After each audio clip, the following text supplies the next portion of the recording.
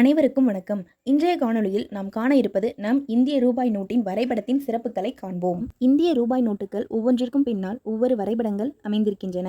இவை அனைத்தும் இந்தியாவின் பலமான பாரம்பரியங்களையும் மதம், இனம் வேறுபாடு இல்லாமல் மனிதனின் மனிதநேயத்தை குறிக்கின்றன.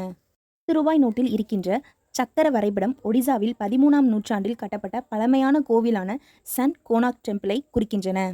ரூபாயில் உள்ள இந்த வரைபடம் மகாராஷ்டிராவில் உள்ள எல்லோரா கேவ்ஸ் 6 மற்றும் 10ஆம் நூற்றாண்டில் செதுக்கப்பட்ட புத்திசம், ஜெயினிசம், பழமையான ஆர்கிடெக்சர் மற்றும் ஒரே கல்லில் செதுக்கப்பட்ட கைலாசநாதர் கோவிலும் உள்ளது.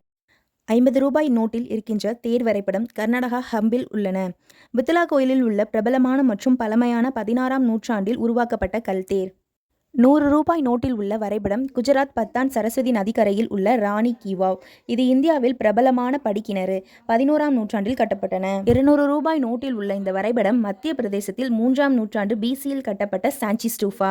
ஸ்டூபா என்று புத்திசம் கோயில்களில் உருளையாக கட்டப்பட்ட கோபுரங்களை அழைக்கின்றனர். 500 ரூபாய் நோட்டில் உள்ள இந்த வரைபடம் டெல்லியில் உள்ள ரெட் ஃபோர்ட். இது முகல் எம்பரர் ஷாஜஹான் அவருடைய கேபிட்டலை ஆக்ராவிலிருந்து டெல்லிக்கு மாற்றும் போது 1638 1648 கட்டப்பட்டன.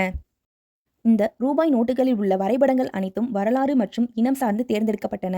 ரெட் ஃபோர்ட் வடக்கு திசையில் அமைந்திருக்கின்றன. இவை முகலாய கலாச்சாரத்தை குறிக்கின்றன. கோனாக் டெம்பிள் கிழக்கு திசையில் அமைந்திருக்கின்றன.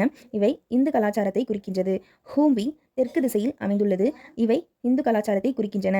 ராணி கி வாவ், எல்லோரா கேவ்ஸ் மேற்கு திசையில் அமைந்திருக்கின்றன. இவை ஜானிசம், புத்திசம், ஹிந்துசம் கலாச்சாரத்தை குறிக்கின்றது. சாஞ்சி ஸ்டூபா மத்திய இந்தியாவில் அமைந்துள்ளது. இவை புத்திசத்தை குறிக்கின்றன. நன்றி.